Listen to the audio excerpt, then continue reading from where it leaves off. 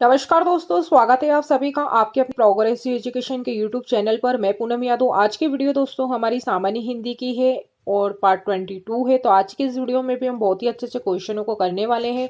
तो दोस्तों वीडियो को पूरा एंड तक देखिएगा। वीडियो अच्छी लगे तो लाइक शेयर एंड सब्सक्राइब जरूर करिएगा। तो शुरू करते हैं बिना किसी देरी के आज की इस वीडियो को।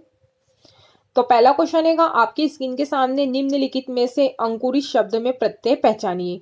तो दोस्तों जो अंकुरित शब्द में जो प्रत्यय हैगा वो इत प्रत्यय हैगा। तो ऑप्शन बी हमारा आंसर करेक्ट हो जाएगा। और दोस्तों प्रत्यय क्या होते हैं? जो शब्द के अंत में जुड़ते हैं वो हमारे प्रत्यय कहलाते हैं। प्रश्न नंबर 2 है निम्नलिखित में से मठ का पर्यायवाची शब्द क्या होगा? तो दोस्तों जो मठ का अर्थ होता है वो होता है कि वह स्थान जहां पर विद्या पढ़ने के लिए छात्र रहते हैं वो मंदिर, मंदिर, देवालय या आश्रम होता है। तो इसका आंसर जो होगा वो हो जाएगा आश्रम। तो ऑप्शन ए हमारा आंसर करेक्ट हो जाएगा। प्रश्न नंबर 3 है निम्नलिखित में से शुद्ध वर्तनी का चयन करें। तो दोस्तों शुद्ध वर्तनी का जो चयन होगा तो पहला ऑप्शन है परिस्थिति, दूसरा ऑप्शन है परिस्थिति थी, तीसरा ऑप्शन है परिस्थिति थी और चौथा है परिस्थिति थी। तो दोस्तों जो शुद्ध वर्तनी का होगा वो होगा हमारा परिस्थिति थी। तो ऑप्शन ए करेक्ट हो जाएगा। प्रश्न नंबर 4 है निम्न पंक्तियों में छंद का चयन कीजिए। तो दोस्तों हमें यहाँ पर पंक्ति दी हुई और इसमें बताना है कि इसमें कौन सा छंद होगा। तो चलेऊ निशिचर कटुक अपारा चतुरंगिनी अनि बहुधारा विविध भांति वाहन रथ जाना विपुल बरन पताक ध्वज नाना। तो दोस्तों हमें इसमें देखना है कि प्रत्येक चरण में कितनी मात्राएं हैं, उसके बाद ही हम बता पाएंगे कि ये कौन सा छंद है। तो दोस्तों जो लघु मात्रा होती है वो कुछ इस प्रकार से होती है जो कि हम जिसे हम पाई बोलते हैं। और गुरु जो होती है दोस्तों वो कैसी होती है? इस प्रकार से होती है। यदि हम इसको संख्या में देखें तो यानी एक मात्रा, इसको यदि हम संख्या में देखें तो दो मात्रा। तो दोस्तों पहले हम देखते हैं चलेऊ। चलेऊ में पहले एक मात्रा है, पहले लघु है, फिर गुरु है, फिर लघु है। तो ये हो गई। फिर इसमें एक मात्रा है, इसमें एक मात्रा, एक मात्रा, एक मात्रा, फिर लघु, लघु, लघु, फिर लघु, गुरु, गुरु,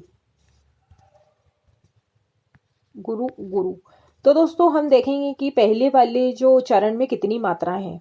तो एक मात्रा, दो मात्रा, तो एक, दो, तीन, तीन और एक चार, चार और एक पाँच, 6, 7, 8, 9, 10, 11, 12, 13, 14, 15, 16। तो दोस्तों जो पहले चरण में कितनी मात्राएं हैं? 16 मात्राएं हैं। दूसरे वाली चरण में देखते हैं कि दूसरे में भी 16 मात्रा है क्या। तो इसकी एक मात्रा, इसकी एक, इसकी दो, फिर एक, फिर दो, फिर एक, फिर दो, फिर एक, एक, फिर दो, दो।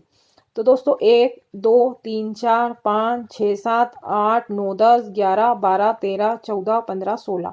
तो दोस्तों जो दूसरी पंक्ति में भी कितनी मात्राएं हैं? 16 मात्राएं। तो पहली पंक्ति में भी 16 मात्राएं हैं और दूसरी पंक्ति में भी 16 मात्राएं। तीसरी और चौथी पंक्तियों में भी दोस्तों 16-16 मात्रा होंगी। तो प्रत्येक चरण में 16-16 मात्राएं होती हैं। तो ये क्या होता है दोस्तों? तो ये चौपाई छंद होता है। तो इसका आंसर जो होगा वो चौपाई हो जाएगा।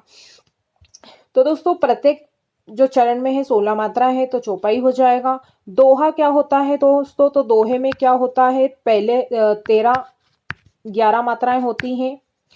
सोठा में जो होता है दोस्तों, सोठा में क्या होता है? तो सोठा दोहे का उल्टा सोठा होता है। इसमें 11 और 13 मात्राएं होती हैं। रोला जो होता है दोस्तों इसमें 24 मात्राएं होती हैं। तो रोला में जो है 24 मात्राएं होती हैं और चौपाई में जो होती है दोस्तों 16 मात्राएं होती हैं। तो दोस्तों दोहे में क्या होता है कि विषम मात्रा 13 होती है, यानी कि पहली पंक्ति और तीसरी पंक्ति में इसमें 13 मात्राएं होती हैं और दूसरी पंक्ति और जो चौथी पंक्तियों में मात्राएं होती है वो 11 होती हैं। और इसी का उल्टा होता है सोटा। सोटे में जो है दोस्तों जो विषम संख्या है वो 11 होती है, यानी कि पहली और तीसरे में 11 होती है और दूसरे और चौथे में 13 मात्राएं होती हैं। तो कई बार क्वेश्चन में पूछा जाता है कि दोहे का उल्टा क्या होता है? तो वो सोटा होता है। तो इसका आंसर ऑप्शन बी करेक्ट हो जाएगा। प्रश्न नंबर 5 पे आचार्य मम्मट और विश्वनाथ के अनुसार रसों की संख्या है। तो दोस्तों आचार्य मम्मट और विश्वनाथ के अनुसार जो रसों की संख्या है दोस्तों वो है 9। तो इसका आंसर ऑप्शन जी करेक्ट हो जाएगा। प्रश्न नंबर 6 है, उत्थान में कौन सा उपसर्ग है? तो दोस्तों उत्थान में जो उपसर्ग हैगा वो उत उपसर्ग है, तो इसका आंसर ऑप्शन जी करेक्ट हो जाएगा। और दोस्तों उपसर्ग क्या होते हैं? जो शब्द के शुरू में आके जुड़ जाते हैं वो हमारे उपसर्ग कहलाते हैं। प्रश्न नंबर 7 है, निम्न में अलंकार है जय लक्ष्मी सी उदित। तो दोस्तों जब भी पंक्ति में सा सी सम, सा सी से सम या से ये देखने को मिल जाए तो वहां पर जो हमारा अलंकार होगा उपमा अलंकार हो जाएगा।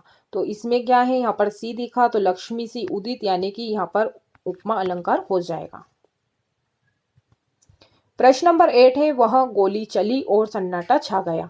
तो वहां गोली चली और सन्नाटा छा गया वाक्य है, तो दोस्तों ये संयुक्त वाक्य है, तो ऑप्शन बी हमारा आंसर करेक्ट हो जाएगा। प्रश्न नंबर 9 है, च वर्ग के वर्णों का उच्चारण स्थान है। तो दोस्तों जो च वर्ग के वर्णों का उच्चारण होता है वो तालव्य होता है, तो ऑप्शन ए हमारा आंसर करेक्ट हो जाएगा। प्रश्न नंबर 10 है, निम्नलिखित में से लाभालाभ में कौन सा समास है? तो दोस्तों जो लाभालाभ में समास होगा वो द्वंद्व समास होगा, तो ऑप्शन सी हमारा आंसर करेक्ट हो जाएगा। प्रश्न नंबर 11 है, निम्नलिखित वाक्य में अपूर्ण मुहावरे को पूर्ण कीजिए। बस इतना ही वेतन मिलता है कि जैसे तैसे दाल रोटी चल जाती है, तो ऑप्शन जी हमारा आंसर करेक्ट हो जाएगा। प्रश्न नंबर 12 है, निम्नलिखित में से तत्सम शब्द का चयन कीजिए। तो दोस्तों तत्सम शब्द का चयन करना है, तो जीवा जो है दोस्तों एक तत्सम शब्द है, तो ऑप्शन बी हमारा आंसर करेक्ट हो जाएगा। प्रश्न नंबर 13 है दोस्तों, अनार का पर्यायवाची शब्द निम्न में से नहीं है। तो दोस्तों अनार का जो पर्यायवाची शब्द नहीं है वो है अमृत फल, तो इसका आंसर ऑप्शन जी करेक्ट हो जाएगा।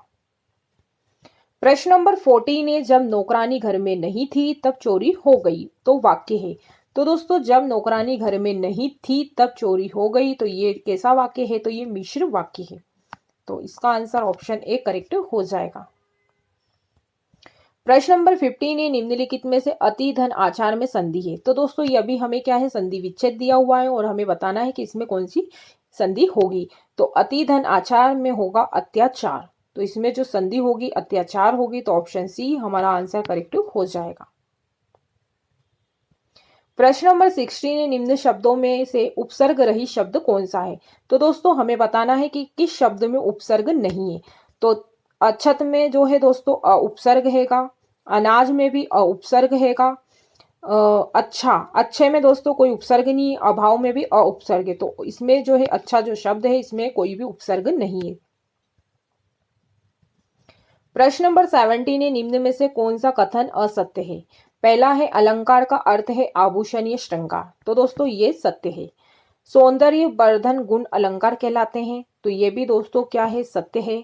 अलंकारों के योग से काव्य मनोहारी बन जाता है, तो दोस्तों ये भी क्या है, सत्य है। लेकिन हमसे क्वेश्चन में पूछा है कि असत्य कथन का चयन कीजिए, तो तीनों ही जो हमें ऑप्शन दिए हैं वो सत्य है, तो इसका जो आंसर होगा ऑप्शन जी करेक्ट हो जाएगा, कि उपरोक्त में से कोई भी क्या है, असत्य नहीं, सभी सत्य है। प्रश्न नंबर 18 है, निम्न में से रस के अंग हैं। तो दोस्तों रस के अंग कौन कौन से होते हैं? एक होता है स्थायी भाव, विभाव, अनुभाव, संचारी भाव, तो यही क्या होते हैं, रस के अंग होते हैं, तो ऑप्शन सी करेक्ट हो जाएगा। बाकी पाद, गण, यति, गति ये क्या होते हैं दोस्तों, छंद के अंग होते हैं। उपमेय, उपमान, साधारण, धर्मवाचक शब्द ये क्या होते हैं, ये अलंकार के अंदर आते हैं। प्रश्न नंबर 19 है, निम्नलिखित भाव को व्यक्त करने में कौन सा मुहावरा सर्वाधिक सार्थक है? डर कर भाग जाना। तो दोस्तों डर कर भाग जाना मुहावरे का सार्थक अर्थ क्या होगा? तो ये होगा दुम दबाकर भागना, तो ऑप्शन सी हमारा आंसर करेक्ट हो जाएगा।